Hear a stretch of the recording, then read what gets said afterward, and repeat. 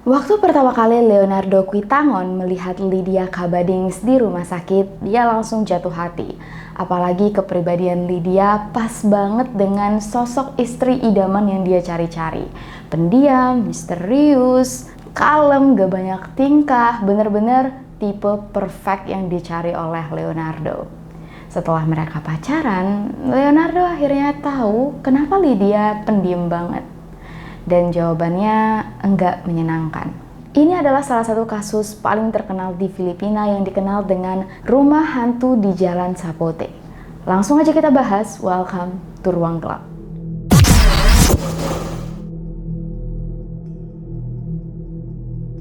Kasus ini terjadi di tahun 1960-an. Dan kisah kita dimulai dari Lydia Kabadings yang berusia 23 tahun dan waktu itu masih internship sebagai dokter di salah satu rumah sakit di Filipina. Waktu lagi kerja, Lydia bertemu dengan dokter yang baru aja pulang dari luar negeri. Dokter ini bernama Leonardo Quitangon yang berusia 35 tahun dan sudah 6 tahun tinggal di luar negeri. Baru akhirnya balik ke Manila, bukan Manila, Filipina maksudnya. Dan begitu Leonardo ketemu dengan Lydia, Leonardo terpesona. Apalagi waktu dia perlahan-lahan mulai mengenali siapa itu Lydia. Gadis yang cantik, pendiam, pintar, dan sekilas bisa dibilang kayak misterius. Bener-bener tipe yang dicari oleh Leonardo. Leonardo membawa Lydia ke rumahnya. Lydia disambut dengan sangat-sangat baik. Nah, sekarang giliran Leonardo yang dibawa oleh Lydia ke rumahnya.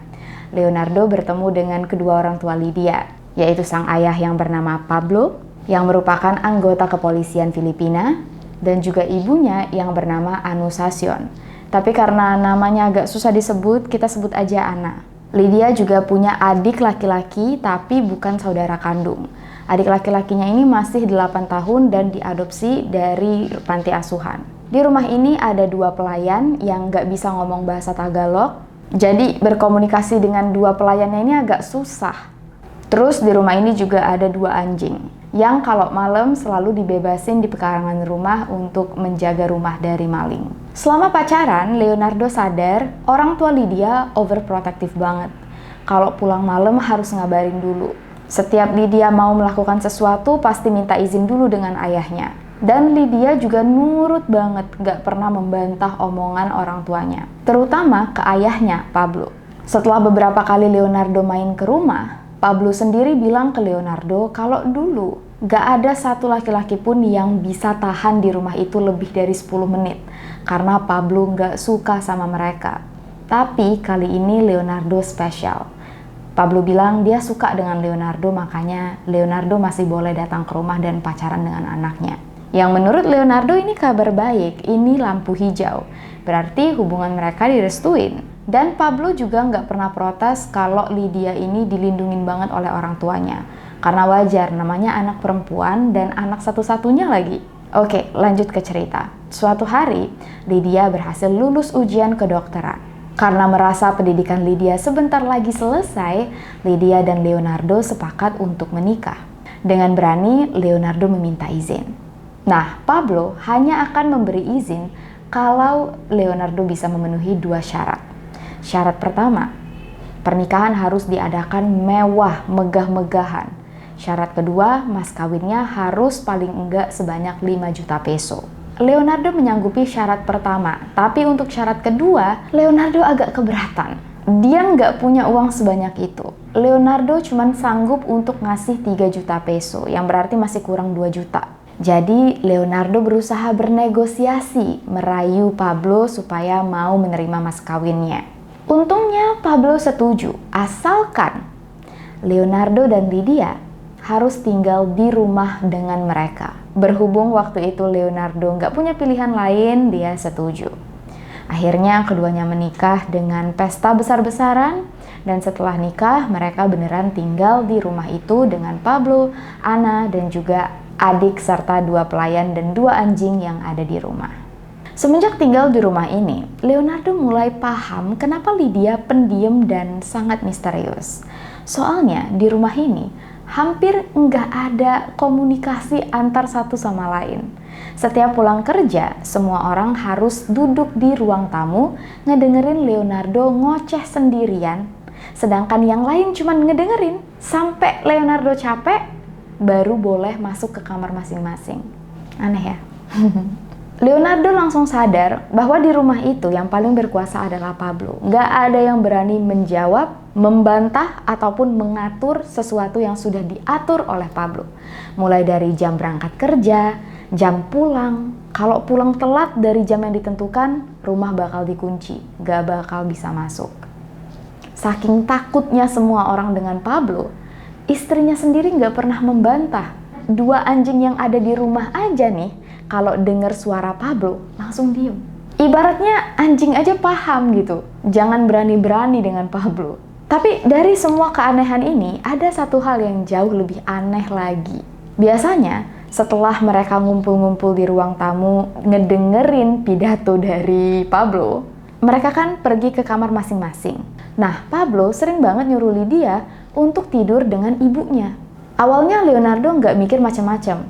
Soalnya Pablo bilang, "Lydia, kamu malam ini tidur sama ibu kamu aja ya, ibu kamu lagi sakit." Ya udah, Leonardo ngerasa biasa aja. Tapi hal ini terjadi berulang-ulang kali. Sering banget malah, ada aja alasannya.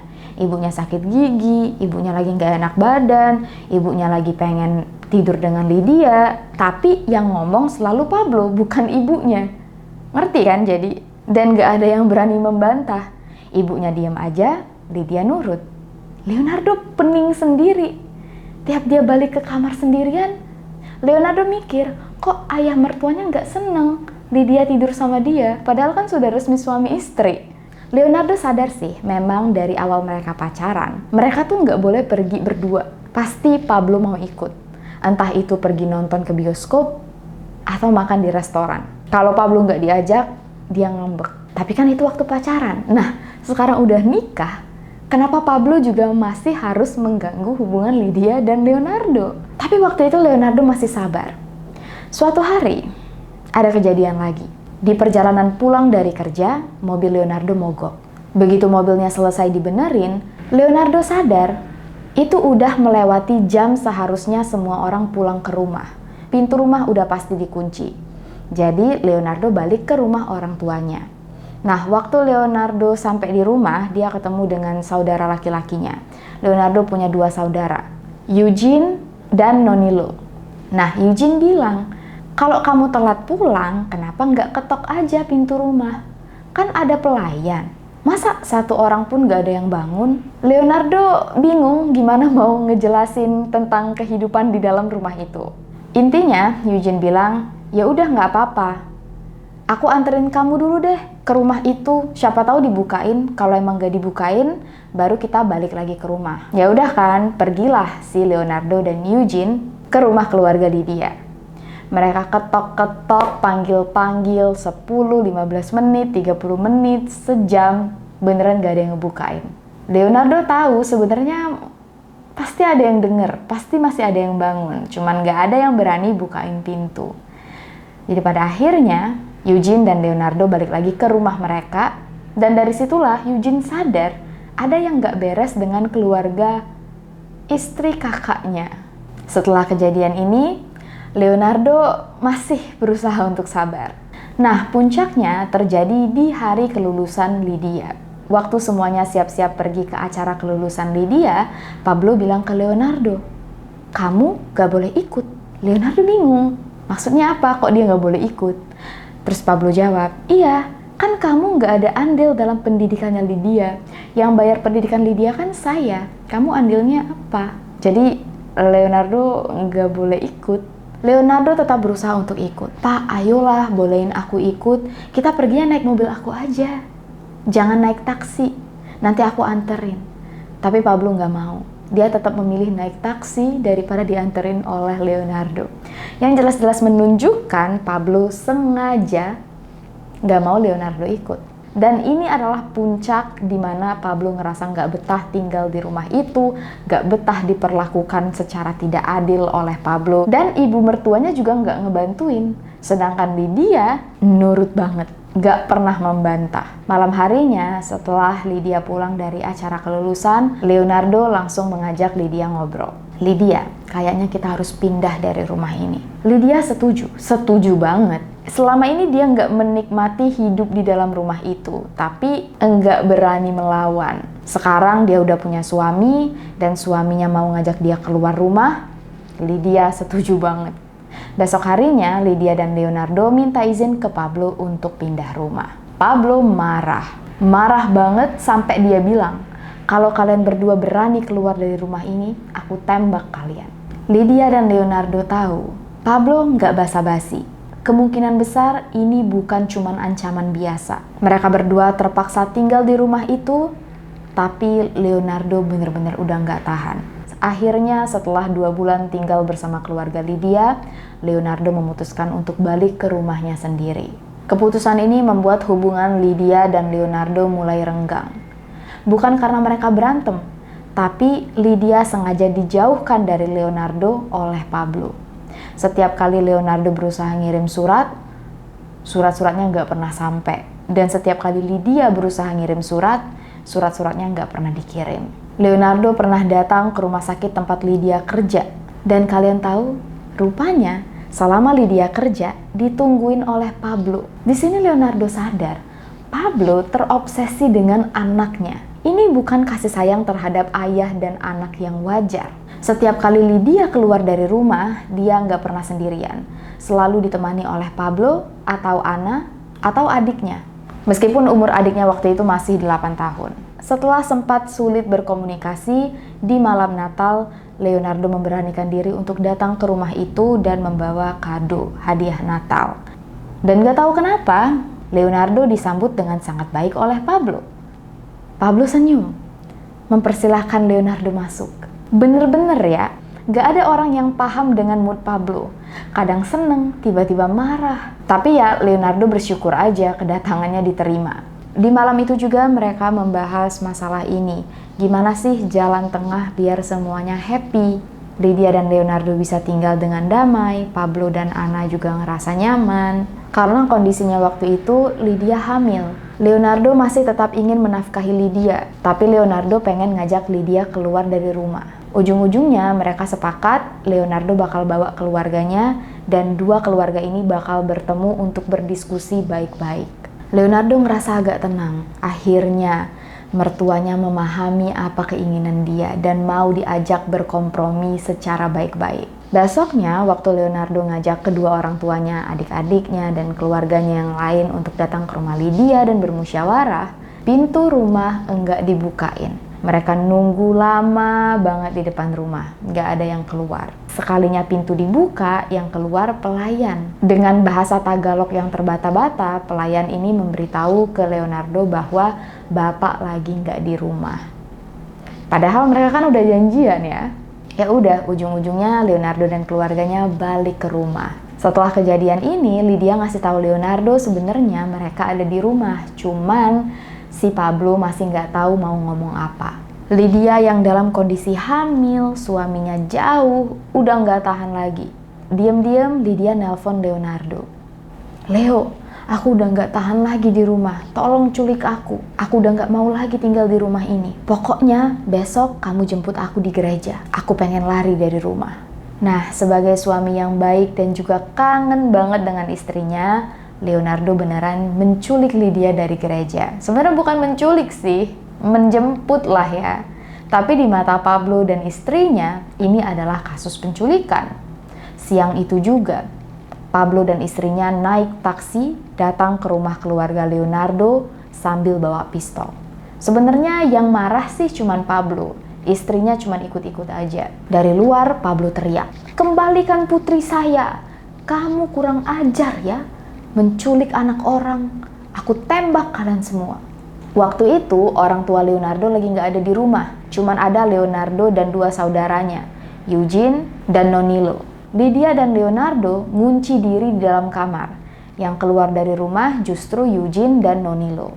Kondisinya waktu itu, Eugene sudah ditodong pistol oleh Pablo. Nonilo yang kaget langsung lari ke dalam rumah untuk ngambil pistol juga. Dia takut banget si Pablo gelap mata. Tapi Eugene masang wajah berani. Meskipun ditodong pistol, Eugene tetap tenang. Dia bilang, "Pak, jangan teriak-teriak, gak enak dengan tetangga." Tapi Pablo gak peduli. Akhirnya Pablo bilang, "Pokoknya kalian bawa Lydia pulang malam ini. Awas kalau malam ini Lydia gak pulang." Barulah Pablo dan istrinya masuk ke dalam taksi lagi dan pulang ke rumah. Di sini, Lydia dan Leonardo takut banget. Lydia nangis-nangis dan bilang, "Kalian gak tahu kan, ayah aku itu gimana? Ayah aku serius loh. Kalau dia ngomong gitu, bener-bener ini bahaya banget. Aku mesti pulang ke rumah." Tapi di satu sisi, Leonardo takut kalau Lydia pulang, Lydia bakal dihukum. Jadi Leonardo bilang, "Kalau kamu pulang, aku juga pulang. Aku mau ngelindungin kamu. Tenang. Dulu waktu kita pacaran, ayah kamu bilang dia suka kok dengan aku. Harusnya ayah kamu gak apa-apa." Masih positive thinking si Leonardo ini. Sedangkan Nonilo dan Eugene ngerasa kayaknya memang mertua si Leonardo ini gak beres. Jadi Eugene dan Nonilo bilang, "Udah, kalian tinggal aja di rumah. Yang bakal datang nemuin Pablo biar aku dan Nonilo aja. Biar kami yang diskusi baik-baik." Ya udah, jadi malam itu Eugene dan Nonilo yang pergi menemui Pablo. Di situ Pablo terkesan dengan keberanian Eugene. "Berani juga ya kamu menghadap saya." Rupanya senyum-senyum si Pablo ini. Jujur gue juga baca cerita ini tuh kayak, ini Pablo orangnya gimana sih sebenarnya? Kadang marah, kadang senyum. Dan karena Pablo terkesan dengan keberanian Eugene, Pablo bilang, "Ya udah nggak apa-apa, Lydia malam ini tidur dulu di rumah kalian. Tapi besok suruh Lydia dan Leonardo datang ngadep saya, biar kami bisa membicarakan masalah ini baik-baik." Eugene ngerasa diskusi ini berhasil. Waktu dia pulang ke rumah, Leonardo dan Lydia juga setuju mereka bakal balik lagi ke rumah Pablo untuk mendiskusikan dengan baik-baik. Secara baik-baik, bukan dengan baik-baik ya. Sorry. Besoknya, sebelum Lydia dan Leonardo menemui Pablo, mereka berdua berdoa dulu. Dan Lydia bilang gini, "Aku dan Leonardo udah pasrah. Kalau kami mati berdua." Gak tahu kenapa Lydia ngomong kayak gini. Apakah dia sudah dapat firasat atau gimana? Berhubung Eugene takut banget Lydia dan Leonardo nanti diapa-apain, Eugene bersikeras dia mau ikut. Ujung-ujungnya, dia beneran jadi ikut ditemani oleh Nonilo juga. Berempat, mereka datang ke rumah Pablo, diskusi baik-baik, dan deng, ternyata Pablo ngasih izin. Pablo bilang, "Ya udah kalau kalian mau tinggal di luar nggak apa-apa, boleh, aku kasih izin." Serius ya, waktu itu Lydia, Leonardo, Eugene, Nonilo, mereka nggak percaya tapi lega banget. Seneng banget sampai-sampai Lonilo, kenapa jadi kayak nama mie? Seneng banget sampai-sampai Nonilo mengadakan pesta. Semuanya pada rebutan bayar. Leonardo bilang, enggak, biar pesta ini aku yang bayar.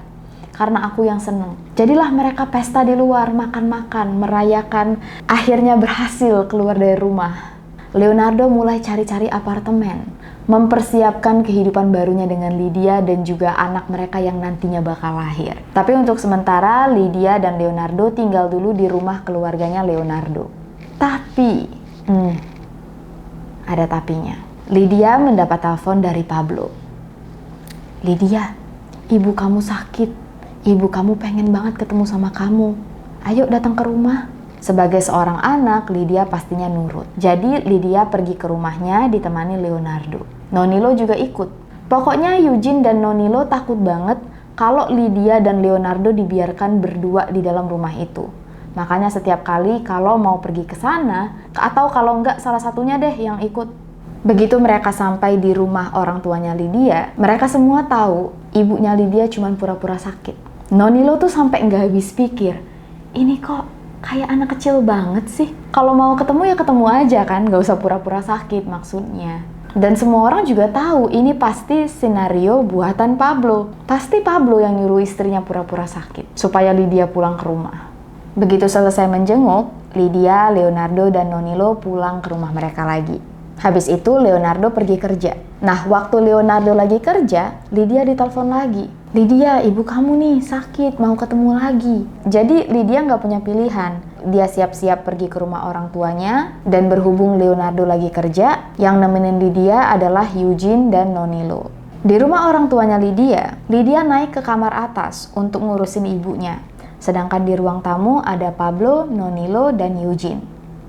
Nah, di sini Pablo nyambut mereka baik-baik. Tapi Pablo juga bilang, dia pengen banget Lydia dan Leonardo balik lagi tinggal di rumah itu. Pablo bilang sebenarnya dia membangun rumah itu untuk Lydia. Jadi daripada Lydia dan Leonardo yang pindah, mending dia dan istrinya yang pindah keluar. Di sini perasaan Nonilo udah gak enak. Pas lagi ngobrol-ngobrol, dari kamar atas, Nonilo dengar ada suara wanita yang berteriak dan wanita yang menangis. Entah itu Lydia atau ibunya. Terus ada bunyi kayak lemari jatuh. Nonilo langsung was-was, ini ada apa nih di atas? Pablo juga kelihatan khawatir. Jadi dia naik ke atas untuk ngecek. Gak lama kemudian, Pablo dan Lydia keluar dari kamar, turun dan duduk di ruang tamu. Terus Lydia bilang, Nonilo, Eugene, kalian pulang aja ya, tinggalin aja aku di rumah ini. Tapi muka Lydia tuh kayak gak rela, kayak sebenarnya sedih, tapi ditahan. Jadi bener-bener gak ada ekspresi. Nonilo dan Eugene merasa mereka diusir secara halus. Dan mereka gak punya pilihan. Begitu pulang, mereka langsung nelpon Leonardo. Dan Leonardo marah. Kalian kenapa ninggalin Lydia sendirian di rumah itu? Kalian kan tahu, nanti Lydia bisa kenapa-kenapa kalau ditinggal sendirian. Ya udah, sekarang aku mau langsung jemput Lydia ke sana. Eugene juga sebenarnya was-was, jadi dia bilang ke Leonardo, sebelum datang jemput Lydia, pulang dulu ke rumah. Ajak Nonilo, jangan pergi ke sana sendirian. Eugene sebenarnya waktu itu mau ikut, tapi dia juga mesti pergi kerja.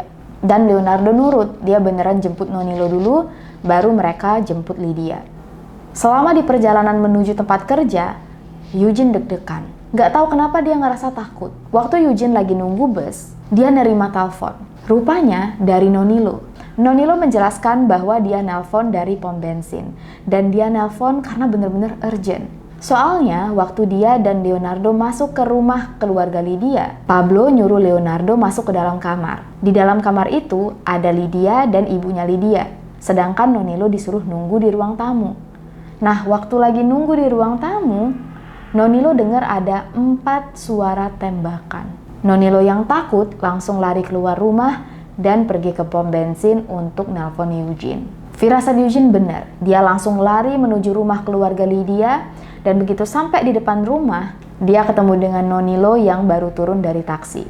Mereka berdua deg-degan dan rupanya suara tembakan ini juga didengar oleh tetangga yang langsung nelpon polisi karena takut ada apa-apa. Nonilo bilang ke Eugene, dia inget banget, pas dia lari keluar, pintu rumah nggak dia tutup. Tapi waktu itu pintu rumah udah dalam keadaan ditutup. Mereka mau masuk tapi nggak berani. Takutnya Pablo udah nunggu sambil bawa pistol. Beruntung banget polisi yang dipanggil oleh tetangga langsung sampai ke situ. Jadi yang pertama kali masuk ke dalam rumah adalah polisi. Keadaan rumah gelap banget. Begitu pintu rumah dibuka, 2 pelayan langsung lari keluar. Mereka ketakutan, tapi mereka nggak bisa ngejelasin apa yang terjadi di dalam rumah. Polisi, Nonilo, dan Eugene langsung naik ke kamar atas, tapi pintunya macet, nggak bisa didorong, kayak ada sesuatu yang nyangkut. Terus dari dalam ada suara rintihan Anna, ibunya Lydia. Anna bilang, dorong aja pintunya, tolong. Jadi mereka dorong pintunya sampai kebuka, dan disitulah mereka melihat jenazah Leonardo ditimpa oleh jenazah Lydia, dan di atas jenazah Lydia ada Anna. Jadi 3 tumpuk, Leonardo, Lydia, Anna. Sedangkan jenazah Pablo terkapar di tempat lain. Sayangnya yang selamat di dalam kamar itu cuman Anna. Dan Anna yang menceritakan apa yang sebenarnya terjadi. Ternyata waktu itu Pablo berusaha untuk menembak Leonardo, tapi dihadangi oleh Lydia. Jadi yang ketembak malah Lydia dan Leonardo. Untuk melindungi Lydia, Anna juga lompat ke depan. Jadi dia kena tembak. Makanya posisi mereka bertumpuk bertiga. Anna ditembak karena berusaha melindungi Lydia, Lydia ditembak karena berusaha melindungi Leonardo. Dan Pablo sendiri kayaknya merasa bersalah sampai-sampai dia menembak kepalanya sendiri. Terus pas sebelum tangannya jatuh, dia juga nembak dadanya lagi. Yang membuktikan bahwa Pablo benar-benar pengen meninggal.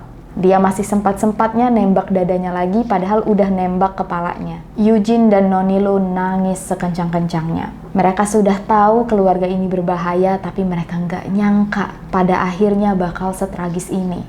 Dan mereka juga harus kehilangan Leonardo, yang sebenarnya cuman berusaha untuk melindungi keluarganya. Kasus ini benar-benar terkenal di Filipina. Dan rumah Sapote sering disebut sebagai rumah berhantu. Dan sampai di sini dulu cerita kita pada kali ini. Thank you so much atas semua dukungan kalian. We adore you guys so much. Dan kalau kalian suka dengan video ini, jangan lupa untuk like, subscribe, nyalain loncengnya, share ke teman-teman kalian, follow Instagram kita di sini dan TikTok gua di sini. I'll see you guys very soon in the next video. Please take care, stay safe, and stay alive.